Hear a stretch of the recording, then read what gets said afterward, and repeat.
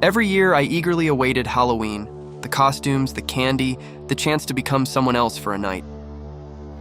That year, my friend Alex decided to throw a Halloween party at his family's old farm on the outskirts of town. It was supposed to be the event of the season, and I couldn't miss it. I chose a classic vampire costume, a cloak, fake fangs, pale makeup. My mom, as always, reminded me to be careful. "Call if you need anything," she said as she saw me out the door. When I arrived, the farm was already buzzing. Music blared, laughter and chatter filled the air. People were dancing, drinking, enjoying the evening. The atmosphere was fantastic, and I quickly immersed myself in the fun. Closer to midnight, I decided to step outside for some fresh air. The night was dark, clouds completely obscured the moon, and the only sources of light were the occasional lanterns and the flickering lights inside the house. I walked around the house and found myself next to a cornfield that stretched behind the farm. Suddenly, I heard a rustling in the corn. Probably just the wind, I thought, but the sound repeated louder this time. "Hey, is someone there?" I called out, expecting one of my friends to jump out and scare me. There was no response. Feeling a bit uneasy, I took a step back toward the house. Then, a man emerged from the cornfield. He was dressed in dirty overalls and a worn-out hat, his face partially hidden in shadow. But his eyes, cold and unblinking, were fixed directly on me. "Can I help you?"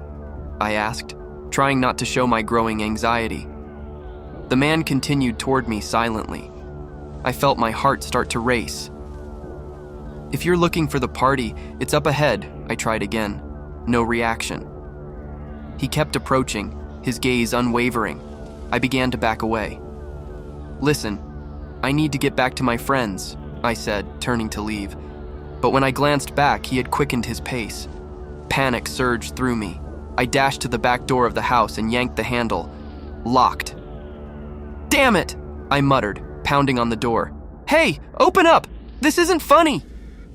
The music inside drowned out my screams.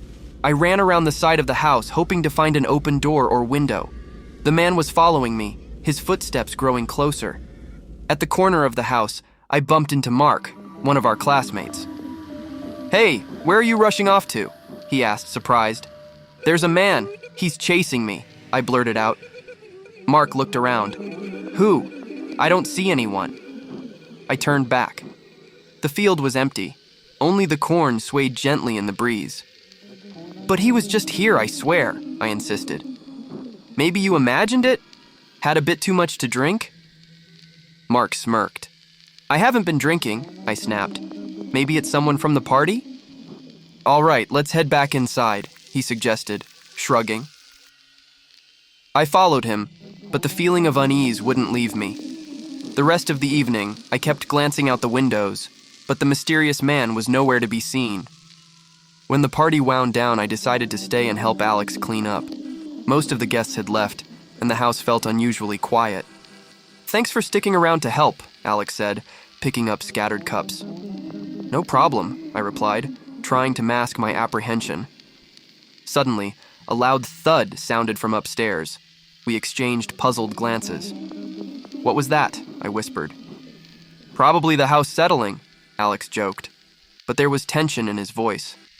Then came footsteps, heavy, slow. They were approaching the staircase. "Hey, is someone up there?" Alex called out, trying to sound confident. "Could someone have stayed upstairs?" I suggested, though I knew it was unlikely. Alex grabbed a fireplace poker. "Let's go check it out." We slowly approached the stairs. At the top landing, a silhouette appeared, the same man from the cornfield. My heart froze. "Who are you? What do you want?" Alex's voice wavered, but he tried to stand his ground. The man began descending silently. Each step echoed in the stillness of the house. "Call the police," Alex whispered. My hands shook as I pulled out my phone. I dialed 911 and tried to explain the situation in a hushed voice. The operator urged us to stay on the line. The man drew nearer. His face was expressionless, his eyes void. Alex raised the poker. "Don't come any closer!" In an instant, the man lunged at Alex. They fell to the floor, grappling. I shouted into the phone, pleading for help. Without thinking, I grabbed the nearest vase and struck the man on the back. He groaned and released Alex. We bolted for the door, sprinting outside. Police sirens wailed in the distance. We stood on the road, gasping for breath. The man didn't follow us. The police arrived quickly. We recounted everything that had happened. The officers searched the house but found no one. No signs of forced entry, no evidence of an intruder. "Are you sure you saw someone?" one of the officers asked skeptically. "Yes! He attacked us!" Alex insisted. They took our statements and promised to investigate. The next day, the news reported that a patient had escaped from the local psychiatric hospital. He was considered dangerous. The description matched the man we'd seen. They found him a week later in an abandoned barn near the farm. He was returned to the hospital. That incident changed my feelings about Halloween. The holiday I once loved was now associated with fear and danger. Since then, I prefer to stay home, avoiding reminders of that night. Every time Halloween comes around, I think of the man from the cornfield and how close we came to real danger.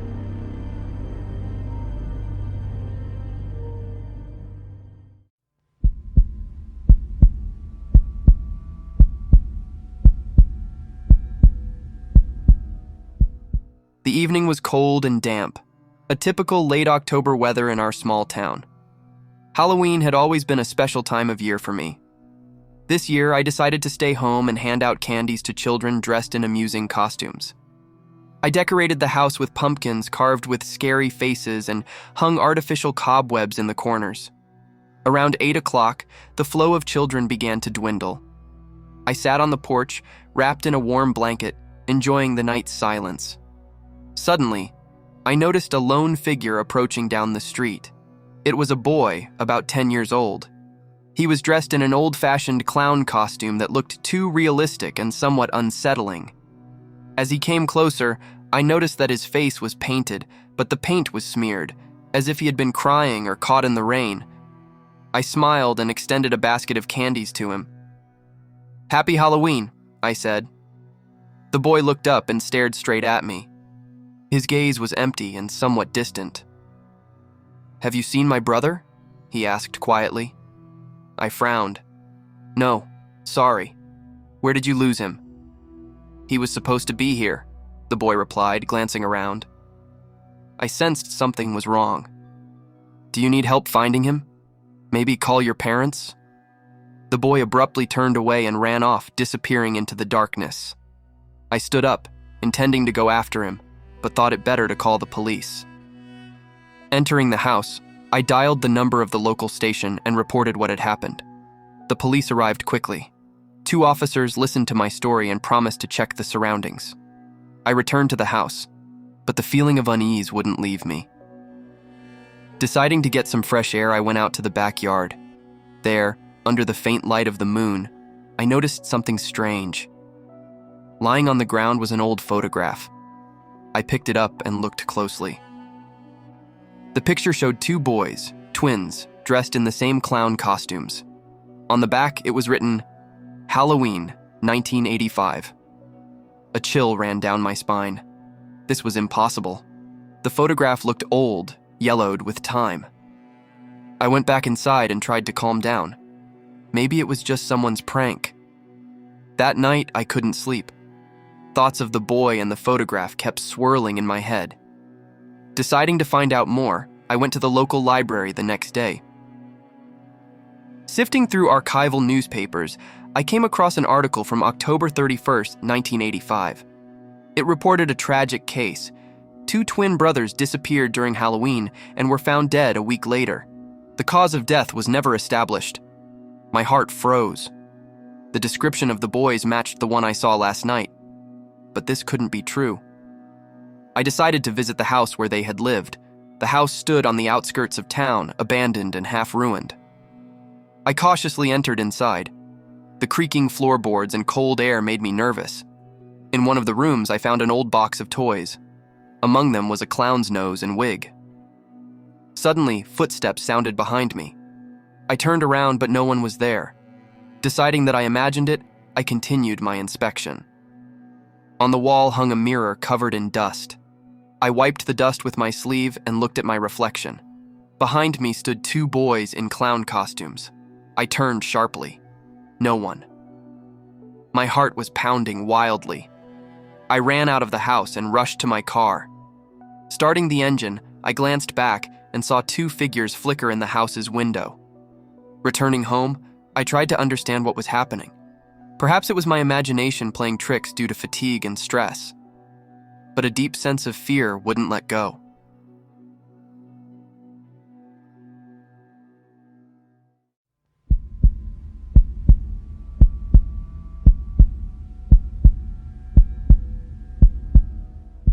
I never believed in ghosts or the supernatural. For me, Halloween was just another day when kids ran around the streets in costumes begging for candy. But what happened last year made me rethink everything I believed in. I work as a security guard in an old office building on the outskirts of the city. The building was constructed in the early 20th century and was long overdue for renovation. Many offices were vacant, and only a few companies continued to rent spaces. That evening, I started my night shift, expecting another quiet night. Halloween fell on a weekday, and most employees had left for home before sunset. By 8 o'clock, there was no one left in the building but me. I made my rounds, checking doors and windows as usual. Everything was calm. Only the wind howled against the old windows, and the moon hid behind thick clouds. Around midnight, I heard the first strange sound, a quiet tapping coming from the basement. I dismissed it as old pipes or perhaps a rodent and continued reading my book at the desk. But the tapping repeated, louder and more insistent this time. I grabbed my flashlight and decided to go downstairs to make sure everything was okay. The basement always gave me an uneasy feeling. Damp walls, cobwebs, and old, long-forgotten items left by previous tenants. Descending the creaky stairs, I shone my flashlight around. Nothing unusual. But just as I was about to turn back, I noticed a silhouette in the far corner. It was indistinct like a shadow, but clearly human in shape. "Hey, who's there?"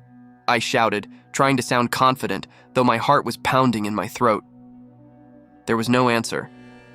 I stepped closer, but the figure vanished as if it had dissolved into the air. Returning to my post, I tried to convince myself it was just a play of light and shadow. Perhaps fatigue was getting to me. But soon, other odd things began to happen. The elevators started moving between floors on their own, even though I was certain no one was in the building. The security camera monitors flickered with static and strange silhouettes. At one point, all the lights in the corridors flickered and went out simultaneously. Left in darkness, I felt cold air envelop me and the whisper of many voices filling the silence. They were unintelligible but clearly hostile. I decided it was time to leave the building and call for backup. But when I reached the main entrance, the doors wouldn't budge. The lock was jammed and the key wouldn't turn. Panic began to set in. I tried breaking the door down, but to no avail. Suddenly, I heard children's laughter echoing from deep within the corridor. It grew louder and closer, reverberating through the empty floors. I turned around and saw a girl in an old-fashioned dress standing a few meters away. Her face was pale, and her eyes were empty, without pupils. "Help me," she whispered, reaching out her hand toward me. I recoiled, not believing my eyes. This couldn't be real. I squeezed my eyes shut, hoping the vision would disappear. But when I opened them, she was already very close. "You shouldn't have come here," the girl said, her voice transforming into a sinister whisper of many voices.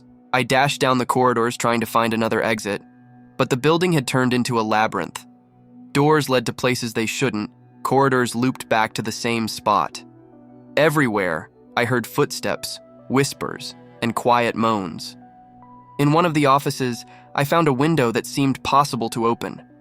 Rushing to it, I tried to break the glass with a chair, but it was impenetrable, as if made of steel.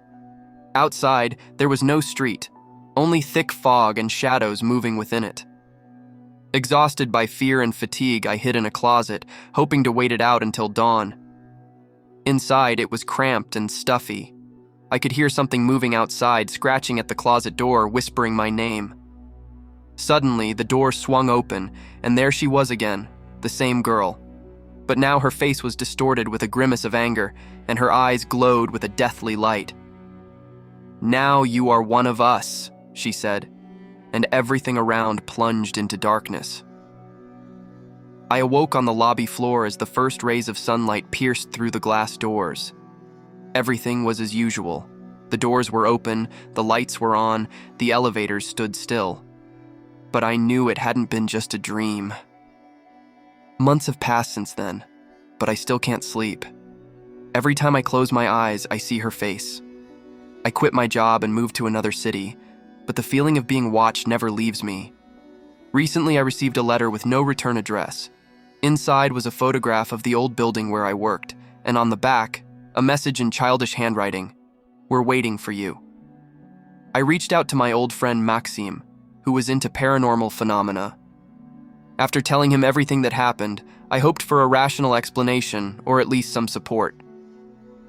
Maxime listened attentively without interrupting, then suggested we return to the building together to figure out what was going on.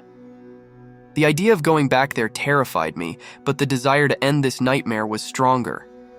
We agreed to meet at the building at midnight the next day, armed with flashlights and a camera. When we arrived, the building looked abandoned. All the windows were broken, the doors boarded up, even though it had been operational not long ago. "That's impossible," I whispered. Noticing my confusion, Maxime suggested we walk around the building to find an entry point. Finally, we found an unboarded window in the basement and slipped inside. Everything was covered in dust and cobwebs, as if no one had been there for decades. But fresh inscriptions were on the walls. "Leave, danger, she will come for you." We climbed to the first floor, and suddenly our flashlights flickered and went out. In complete darkness, we heard footsteps around us. Maxime pulled out a lighter, and in its dim light we saw numerous silhouettes surrounding us. Their faces were blurred and distorted like in old photographs. "Who are you?" Maxime shouted, but only laughter responded. Suddenly, I felt someone grab my hand. It was that same girl. Her touch was icy. "You brought him," she said, looking at Maxime. "Now he will stay here too." "Run!" I shouted to Maxime, trying to break free from her grip, but my legs felt rooted to the spot. Maxime tried to pull me out, but an invisible force threw him against the wall. I saw him lose consciousness. The silhouettes began to close in. Their whispers filled my head, causing dizziness. The girl stared directly into my eyes, and I felt myself slipping away. At that moment, I remembered the small pocket flashlight I kept on my keychain. Summoning my last bit of strength, I grabbed the flashlight and shone it at the girl. The bright light made her retreat. The silhouettes trembled and began to disappear. I rushed to Maxime, lifted him up, and supporting him, ran toward the exit. We burst out of the building and collapsed onto the ground, breathing heavily. When we looked back, the building appeared normal, showing no signs of decay. Maxime gradually came to. "What was that?" he whispered, his eyes wide. "I don't know, but we need to tell someone," I replied. We consulted a local historian who told us the building's eerie past. It turned out that in the early 1900s, there had been an orphanage school on that site. Many children perished in a fire, and since then, rumors circulated that their souls couldn't find peace. Realizing we'd encountered something beyond the ordinary, we decided to perform a cleansing ritual. With the help of a priest, we returned to the building one last time. The ritual lasted several hours, and the whole time we felt as if someone was watching us from the shadows. After that incident, the strange occurrences stopped. I no longer saw the girl in my dreams, and the feeling of being followed disappeared. But the memory of that night stayed with me forever. 6 months passed, and life began to return to normal. But one day, returning home, I found a small toy doll in an old-fashioned dress on my doorstep. Picking it up, I saw it had no eyes, and the letter M was embroidered on the dress. My heart skipped a beat. Maxime wasn't answering his phone. I hurried to his home, but his apartment was empty. Neighbors said they hadn't seen him for several days. On the table in his apartment, I found a note. She's back. I'm sorry."